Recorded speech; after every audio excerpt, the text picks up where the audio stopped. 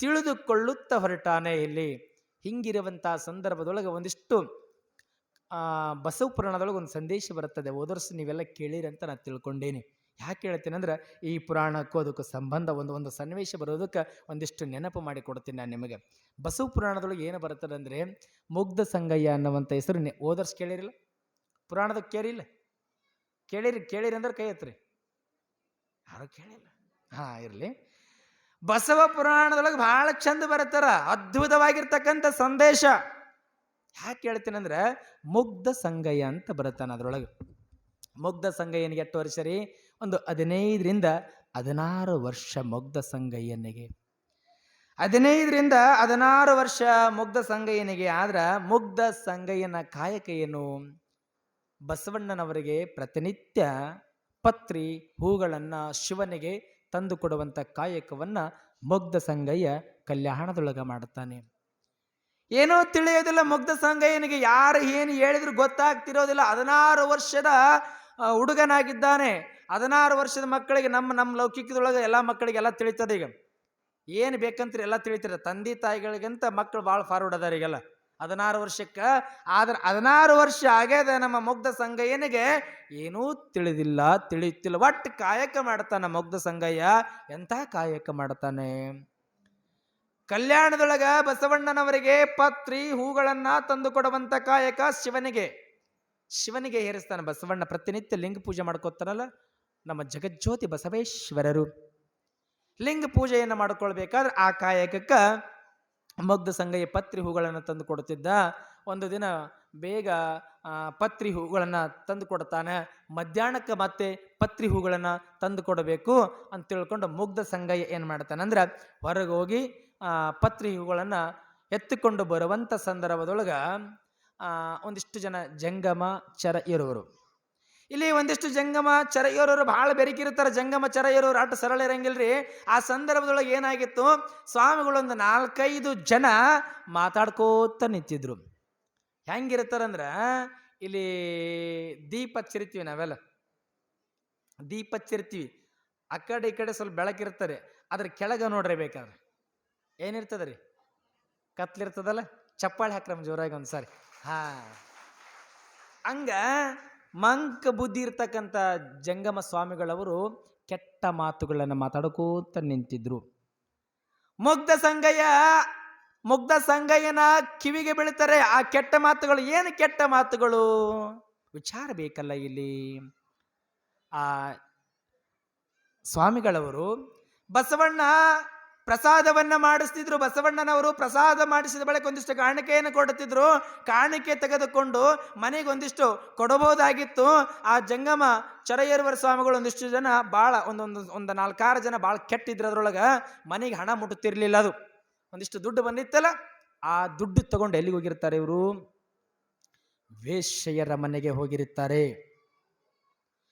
ವೇಶ್ಯೆಯರ ಮನೆಗೆ ಹೋಗಿ ಬಂದ ಬಳಿಕ ಹೊರಗಡೆ ಮಾತನಾಡ್ಕೋತ ನಿಂತಿರ್ತಾರೆ. ಮುಗ್ಧ ಸಂಗಯ್ಯ ಬರುವ ಹಾದಿಯೊಳಗ ಇವ್ರು ಇರ್ತಾರೆ. ಮುಗ್ಧ ಸಂಗಯ್ಯನಿಗೆ ಕಿವಿಗೆ ಬೀಳುವಂತ ಮಾತು ಹೆಂಗ ಇರ್ತಾರಂತಂದ್ರ, ಇಲ್ಲಿ ಜಂಗಮಚ್ಚರ ಇರುವರು 5-6 ಜನಗಳು, ಒಂದಿಷ್ಟು ಜನ, ಏನು ವೇಶ್ಯೆಯರ ಮನೆಗೆ ಹೋಗಿದ್ದೀವಿ, ಕೈಲಾಸ ಸ್ವರ್ಗ ಸುಖ ಎಲ್ಲಂದ್ರೆ ಐತಂದ್ರ ಆ ವೇಶ್ಯೆಯರ ಮನೆಯೊಳಗ ಬಿಟ್ರ ಎಲ್ಲಿ ಇಲ್ಲ ಅಂತ. ಸ್ವರ್ಗ ಸುಖದ ವೇಶ್ಯೆಯರ ಮನೆಯೊಳಗ, ಸ್ವರ್ಗ ಸುಖ ವೇಶ್ಯೆಯರ ಮನೆಯೊಳಗೆ ಬಿಟ್ರೆ ಇಲ್ಲ ಅನ್ನುವಂಥ ಮಾತು ಯಾರು ಕಿವಿಗೆ ಬೀಳ್ತಾರೆ?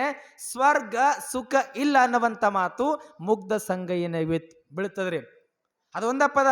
ಸ್ವರ್ಗ ಸುಖ ಎಲ್ಲಾದರೂ ಸಿಗ್ತಾರೆ ಅಂದ್ರೆ ವೇಶ್ಯೆಯರ ಮನೆಗೆ ಮಾತ್ರ ಸಿಗ್ತದ, ಮಿಕ್ಕಿದಲ್ಲಿ ಎಲ್ಲಿಯೂ ಸಿಗೋದಿಲ್ಲ ಅನ್ನುವಂಥ ಮಾತು ಮುಗ್ಧ ಸಂಗಯ್ಯನ ಕಿವಿಗೆ ಬಿತ್ತು. ಇದು ಅರ್ಥ ಇಲ್ಲ ಮುಗ್ಧ ಸಂಗಯ್ಯನವರಿಗೆ. ಆದ್ರೆ ಕೆಟ್ಟ ಮಾತಿದು, ಇದು ಕೆಟ್ಟದ ಅಂತಕ್ಕಂಥ ಮಾತು ಸಹಿತವಾಗಿ ಮುಗ್ಧ ಸಂಗಯ್ಯನಿಗೆ ಅರ್ಥ ಇಲ್ಲ ಇಲ್ಲಿ. ಅವಾಗ ಏನಾಗ್ತದ ಗೊತ್ತಾನೆ? ಇಲ್ಲಿ ಮುಗ್ಧ ಸಂಗಯ್ಯ ಓಡೋಡಿ ಬರ್ತಾನೆ. ಜಗಜ್ಯೋತಿ ಬಸವಣ್ಣನವರ ಮುಂದೆ ಬರ್ತಾನೆ ಕಲ್ಯಾಣದೊಳಗ. ಬಂದ ಬಳಿಕ ಬಸವಣ್ಣನವರ ಮುಂದೆ ನಿಂತುಕೊಂಡು ಮುಗ್ಧ ಸಂಗಯ್ಯ ಹೇಳ್ತಾನೆ, ಬಸವಣ್ಣನವರೇ, ನೋಡಿ ಎಷ್ಟ ಚಂದ, ಬಸವಣ್ಣನವರೇ, ನಾನು ವೇಶ್ಯೆಯರ ಮನೆಗೆ ಹೋಗಬೇಕು. ನಾನು ಇವತ್ತು ಒಂದು ರಾತ್ರಿ ವೇಶ್ಯೆಯರ ಮನೆಯೊಳಗೆ ಕಾಲ ಕಳಿಬೇಕು, ನನ್ನನ್ನ ವೇಶ್ಯೆಯರ ಮನೆಗೆ ಕಳಿಸ್ಕೊಡ್ರಿ ಅಂತಾನ ಮುಗ್ಧ ಸಂಗಯ್ಯ ಬಸವಣ್ಣನವರ ಎದುರಿಗೆ. ಗಂಗಾಂಬಿಕೆ ನೀಲಾಂಬಿಕೆ ಅಲ್ಲೇ ನಿಂತಾರ. ಎಷ್ಟು ಸಂಕಟಾಗಿರ್ಬೇಕ್ರಿ ಅವ್ರ ಹೊಟ್ಟಿಯೊಳಗೆ. ಈ ಸಣ್ಣ ಪದ ಏನ್ರಿ ಇದು? ಮುಗ್ಧ ಸಂಗಯ್ಯನಿಗೆ ಇದು ಯಾವುದೂ ತಿಳಿದಿಲ್ಲ. ಗಂಗಾಂಬಿಕೆ ನೀಲಾಂಬಿಕೆಯರು ನಗಲಕತ್ಯಾರ. ಬಸವಣ್ಣನ ಮುಖ ನೋಡ್ತಾರ, ಗಂಗಾಂಬಿಕೆ ನೋಡ್ತಾಳ, ನೀಲಾಂಬಿಕೆ ನೋಡ್ತಾಳ. ಇಬ್ರೇನ್ರಿ ಬಸವಣ್ಣಗ. ಇಬ್ರು ಮುಖ ಮುಖ ಮುಖ ಮುಖ ನೋಡಿ ನಗ್ಲಕತ್ತಾರೆ ಎಲ್ರು. ನಗುವಂತ ಸಂದರ್ಭದೊಳಗ ಏನು ಇದು? ವೇಶ್ಯೆಯರ ಮನೆಗೆ ಹೋಗ್ತೀನಂತೀಯಲ್ಲೋ, ಏನಾಗ್ಯದೋ ನಿನಗ ಅಂತ ಬಸವಣ್ಣನವರು ಮುಗ್ಧ ಸಂಗಯ್ಯನ ಕೇಳ್ತಾರ. ಕೇಳಿದಾಗ ಮುಗ್ಧ ಸಂಗಯ್ಯ ಅಂತಾನ, ಯಪ್ಪ ನನಗೆ ಹೋಗ್ಬೇಕಂತ ಆಸೆ ಆಗ್ಯದ. ನೋಡ್ರಿ ಗೊತ್ತಿಲ್ಲ ಪಾಪ ಅವಾಗ. ಯಪ್ಪ ನನಗ ವೇಶ್ಯೆಯರ ಮನೆಗೆ ಹೋಗ್ಬೇಕಂತ ಆಸೆ ಆಗ್ಯದ. ಯಾಕೆ ಆಸೆ ಆಗ್ಯದೋ ನಿನಗ? ವೇಶ್ಯೆಯರ ಮನೆಗೆ ಎತಕ್ಕಾಗಿ ಹೋಗ್ತಿ ಅಂದಾಗ ಬಸವಣ್ಣನವರಿಗೆ ಮುಗ್ಧ ಸಂಗಯ್ಯನವರು ಹೇಳ್ತಾರೆ, ಯಪ್ಪ ಅಲ್ಲಿ ಹೋದ್ರ ಕೈಲಾಸ ಸ್ವರ್ಗ ಸುಖ ಅಲ್ಲೇ ಅದಂತ. ಅವ್ರ ಮನೆಯೊಳಗ ಕೈಲಾಸದಂತ, ಸ್ವರ್ಗರಂತ, ಸುಖರಂತ, ಆ ಸುಖ ಸಿಗ್ತಾರಂತ. ಅದಕ್ಕೆಪ್ಪ ನಾವು ಹೋಗ್ತೀನಿಯಪ್ಪ, ನನಗೆ ಕಳಿಸ್ಕೊಡ್ರಿಯಪ್ಪ ಅಂತ ಮುಗ್ಧತೆಯ ಮನಸ್ಸಿನಿಂದ ಮುಗ್ಧ ಸಂಗಯ್ಯ ಬಸವಣ್ಣನವರನ್ನ ಕೇಳಿದಾಗ ಗಂಗಾಂಬಿಕೆ ನೀಲಾಂಬಿಕೆ ಅಲ್ಲಿ ನಿಂತಾರ, ಬಿಡ್ತಾರೇನು? ಬಸವಣ್ಣನವರೇ ವಿಚಾರ ಮಾಡ್ರಿ ಒಂದಿಷ್ಟು. ಮುಗ್ಧ ಸಂಗಯ್ಯ ಏನು ಕೇಳಾಕತ್ತೇನ ಅರ್ಥ ಅದ ನಿಮಗ? ಅರ್ಥ ಅದ ನಿಮಗಂತ ತಿಳ್ಕೊಂಡು ಗಂಗಾಂಬಿಕಾ ನೀಲಾಂಬಿಕೆ ಕೇಳಿದಾಗ ಸುಮ್ಮಿರಿ ನೀವಂತಾರ ಬಸವಣ್ಣನವರು. ಹೇಳಿ, ಆಯ್ತಪ್ಪ ನೀನು ಇವತ್ತು ರಾತ್ರಿ ವೇಶ್ಯೆಯರ ಮನೆಗೆ ಹೋಗ್ಬೇಕಂತ ಅನ್ಲಾಕತ್ತಿ, ಇನ್ನು ನೀನು ವೇಶ್ಯೆಯರ ಮನೆಗೆ ಹೋಗು ಅಂತ ತಿಳ್ಕೊಂಡು ಬಸವಣ್ಣನವರು ತಮ್ಮ ಹತ್ರದಲ್ಲಿರ್ತಕ್ಕಂಥ ಒಬ್ಬ ಸೇವಕನಿಗೆ ಹೇಳ್ತಾರೆ, ಸೇವಕ, ಇವತ್ತು ಮುಗ್ಧ ಸಂಗಯ್ಯ ವೇಶ್ಯೆಯರ ಮನೆಗೆ ಹೋಗ್ಬೇಕಂತ ಆಸೆ ಆಗ್ಯದ. ಅಲ್ಲೆಲ್ಲ ವೇಶ್ಯೆಯರ ಮನೆಗಳೇನಿದ್ದಾವಲ್ಲ ಅವೆಲ್ಲರ ಮನೆಯೊಳಗ ಯಾವ ಮನೆ ಭಾಳ ಚಲೋ ಅದ ಆ ಮನೆಗೆ ಹೋಗಿ ಈ ಸಂಗಯ್ಯನ ಬಿಟ್ಟು ಬಾ ಅಂತ ತಿಳ್ಕೊಂಡು ಬಸವಣ್ಣನವರು ಹೇಳುತ್ತಾರೆ. ಹೇಳಿದಾಗ ಆಶ್ಚರ್ಯ ಅನಿಸ್ತದೆ ಗಂಗಾಂಬಿಕೆಗೆ ನೀಲಾಂಬಿಕೆಗೆ. ಆದರೂ ಸಹಿತವಾಗಿ ಮುಗ್ಧ ಸಂಗಯ್ಯ ಹೊರಟ. ಚಲೋ ಬಟ್ಟೆ ಹಾಕ್ಕೊಂಡು ಜರತಾರಿ ಚಲೋ ಬಟ್ಟೆಗಳನ್ನು ಹಾಕ್ಕೊಂಡು ರೆಡಿ ಮಾಡಿ ಎಲ್ಲಿಗೆ ಕಳಿಸ್ತಾರೆ? ವೇಶ್ಯೆಯರ ಮನೆಗೆ ಕಳಿಸ್ತಾರೆ. ಇಡೀ ವೇಶ್ಯಾವಾಟಿಕೆಯೊಳಗೆ ಒಂದು ಚಲೋ ಮನೆ ಇರ್ತದೆ, ಅದೇ ಮನೆಯೊಳಗೆ ಹೋಗಿ ಬಿಡುತ್ತಾರೆ. ಒಬ್ಬ ಮನುಷ್ಯ ಏನು ಮಾಡತಾನ, ವೇಶ್ಯೆಯರ ಮನೆ ತಟ್ಟತಾನ. ಜೋರಾಗಿ ತಟ್ಟಿದಾಗ ವೇಶ್ಯೆ ಬಂದು ಬಾಗಿಲು ತೆರೀತಾಳೆ.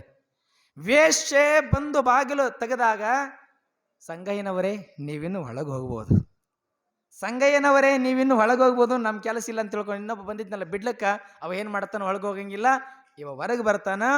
ಮುಗ್ಧ ಸಂಗಯ್ಯ ವೇಶ್ಯೆಯರ ಮನೆಯೊಳಗೆ ಹೋಗ್ತಾನೆ. ಮನೆಯೊಳಗೆ ಹೋದಾಗ ಮನೆ ಎಂಥ ಮನೆ ರೀ, ಅರಮನೆ ಅದ. ಅಂತ ಅರಮನೆ ನೋಡಿದಾಗ ಎಷ್ಟು ಸಂತೋಷ ಆತ ಮುಗ್ಧ ಸಂಗಯ್ಯನಿಗೆ. ಸಂತೋಷ ಆಗ್ಯದಾದ್ರೆ ವೇಶ್ಯೆ ಕರಿತಾಳ, ಬನ್ರಿಪ್ಪ ನಮ್ಮ ನೀವು ನಮ್ಮ ಮನೆಯೊಳಗೆ ಪಾದ ಹಾಕೋದೆ ಅಂತಾಳ ವೇಶ್ಯೆ. ಆದ್ರೆ ಇವ ಅಂತಾನ, ಏನ್ರಿ ನಿಮ್ಮ ಮನೆ ಕೈಲಾಸ ಎಲ್ಲೂ ನೋಡಿಲ್ಲ, ಎಷ್ಟು ಚಲೋ ಅದ. ಲೈಟ್ಗಳೆಲ್ಲ ಮನೆ ತುಂಬ ತಳ ತಳ ತಳ ತಳ ಅಂತ ಹೊಳಿಲಕತ್ತಾವ. ಮುತ್ತು ತಳಿರು ತೋರಣಗಳಿಂದ ಮನೆ ತುಂಬದ, ಅಲಂಕಾರದಿಂದ ತುಂಬ್ಯದ. ವೇಶ್ಯೆಯ ಮನೆ ಅದ್ಭುತವಾಗಿರ್ತಕ್ಕಂಥ ಮನೆ. ಅಂಥ ಮನೆ ಕಲ್ಯಾಣದೊಳಗ ಇರುವಂಥ ಸಂದರ್ಭದೊಳಗ ಮುಂದೆ ಮತ್ತೊಂದು ಹೆಜ್ಜೆಯನ್ನು ಬರೆದು ಮುಂದೆ ಕರ್ಕೊಂಡು ಹೋಗ್ತಾಳ ವೇಶ್ಯೆ. ಒಳಗ ಕರೆದುಕೊಂಡು ಹೋಗಿರುವಂಥ ಸಂದರ್ಭದೊಳಗ ಪಲ್ಲಂಗವನ್ನು ತೋರಿಸ್ತಾಳ ವೇಶ್ಯೆ ಪಲ್ಲಂಗವನ್ನ ತೋರಿಸ್ತಾಳೆ. ಪಲ್ಲಂಗವನ್ನು ನೋಡ್ತಾನೆ ಮುಗ್ಧ ಸಂಗಯ್ಯನಿಗೆ. ಇದ್ಯಾವುದೂ ತಿಳಿದಾದೇನು? ತಿಳಿದ್ರೆ ಮನೆಯೊಳಗೆ ಹೋಗ್ತಾನೇನು? ಹೋಗೋದಿಲ್ಲ. ಯಾವುದೂ ತಿಳಿದಿಲ್ಲ. ಆ ಮುಗ್ಧ ಸಂಗಯ್ಯನವರು ಪಲ್ಲಂಗ ನೋಡಿದ ಒಳಗೆ ಪಲ್ಲಂಗ ಹಿಂಗೆ ಮುಟ್ಟಿ ನೋಡ್ತಾರ. ಹತ್ತಿ ಹಣ್ಣದ್ದಂಗೆ ರೀ, ಮೆತ್ತಗೆ ಚಲೋ ಅದ ಅಂತಾನ ಸಂಗಯ್ಯ. ಇದು ಒಂದು ಮಾತು ಮುಂದುವರೆದ ಕೇಳಂತಾನ ಮುಗ್ಧ ಸಂಗಯ್ಯ. ಇಟ್ಟು ಮೆತ್ತಗದಲ್ಲ ನಮ್ಮ ಶಿವ ಈ ಪಲ್ಲಂಗದ ಮೇಲೆ ಕುಳಿತುಕೊಳ್ಳುತ್ತಾನೇನು ನಮ್ಮ ಶಿವ ಅಂತಾನ ಮುಗ್ಧ ಸಂಗಯ್ಯ. ಏನು ಮಾತು ಎಲ್ಲಿಂದ ಎಲ್ಲಿಗೆ ಹೋಯ್ತು ಮಾತು ಇದು ಅಂದಾಗ ಮತ್ತ ಕೇಳೋದ್ರೊಳಗ ನಮ್ಮ ಶಿವ ಈ ಮನೆಯೊಳಗಿಲ್ಲೇನು, ಶಿವ ಎಲ್ಲಿ ಹೋಗ್ಯಾನ ಹೇಳು ಅಂತ ತಿಳ್ಕೊಂಡು ವೇಶ್ಯೆಯನ್ನ ಕೇಳಿದಾಗ ಶಿವ ಇಲ್ಲೆಲ್ಲಿ ಬರ್ತಾನ? ಶಿವ ನಮ್ಮ ಮನೆಯೊಳಗೆ ಬರೋದಿಲ್ರಿಪ್ಪ, ಶಿವ ಇಲ್ಲ. ಹೋಗಿದ್ದಾನೇನು, ಹೊರಗೆ ಹೋಗಿದ್ದಾನೇನು ಶಿವ? ಹೌದಂತಳ ಆಶ್ಚರ್ಯಚಕಿತಳಾಗಿದ್ದಾಳೆ ವೇಶ್ಯೆ ಹೆಣ್ಣ ಮಗಳು. ಆಶ್ಚರ್ಯಚಕಿತ. ಯಾಕಂದ್ರೆ ವೇಶ್ಯೆಯರ ಮನೆಗೆ ಒಳ್ಳೆಯವ್ರು ಹೋಗ್ತಾರೇನ್ರಿ?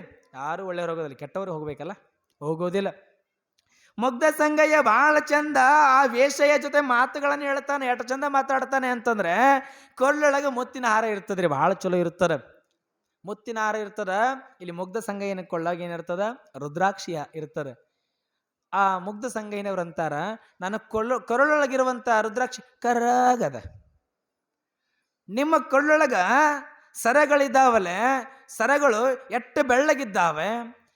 ಪ್ರತಿನಿತ್ಯವಾಗಲೂ ಶಿವನ ಸೇವೆಯನ್ನ ಮಾಡಿ, ಜಪವನ್ನ ಮಾಡಿ, ಧ್ಯಾನವನ್ನ ಮಾಡಿ, ಹಿಂಗೆ ಶಿವಧ್ಯಾನದೊಳಗೆ ಮಾಡಿ ಮಾಡಿ ಮಾಡಿ ಮಾಡಿ ಬೆಳ್ಳಗಾಗಿದ್ದಾವ ನಿಮ್ಮ ಮುತ್ತುಗಳು ಅಂತಾನೆ ಮುಗ್ಧ ಸಂಗಯ್ಯ. ಮತ್ತೊಂದು ಕಡೆ ಅಂತಾನೆ, ನೀವು ಶಿವನ ಸೇವಾ ಮಾಡುವಂತ ರುದ್ರ ಕನ್ನಿಕೆಯರು ಇರ್ಬೇಕು ಅಂತಾನ. ಎಷ್ಟು ಬೆಳ್ಳಗದಿರಿಯಲ್ಲ ನೀವು ರುದ್ರ ಕನ್ನಿಕೆಯರಂದ್ರ ಶಿವನ ಮುಂದ ಛತ್ರ ಚಾಮರವನ್ನ ಬೀಸ್ತಕ್ಕಂಥವರೆಗೆ ರುದ್ರ ಕನ್ನಿಕೆಯರಂತ ಕರೀತಾರೆ.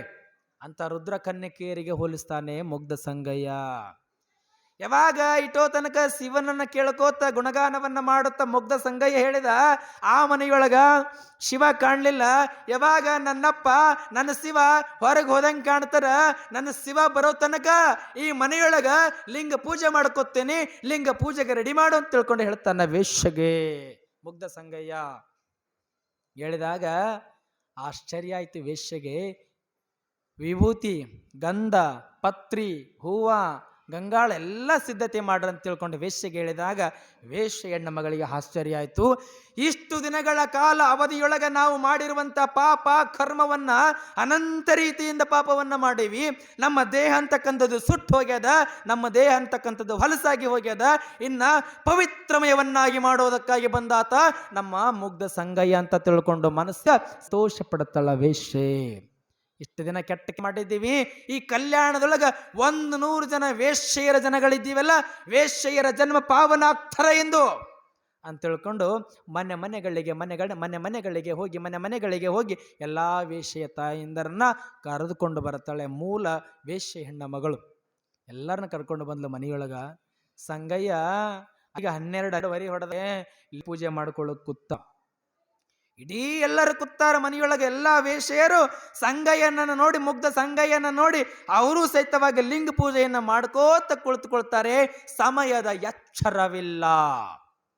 ಯಾವಾಗ ಸಮಯದ ಎಚ್ಚರವಿಲ್ಲ, ಇಲ್ಲಿ 12 ಹೋಯ್ತು, 1 ಹೋಯ್ತು, 2 ಹೋಯ್ತು, 3 ಹೋಯ್ತು, 4 ಹೋಯ್ತು, 5 ಹೋಯ್ತು, 5:15 ಹೋಯ್ತು, 6 ಆಗ್ಲಾಕತ್ತು.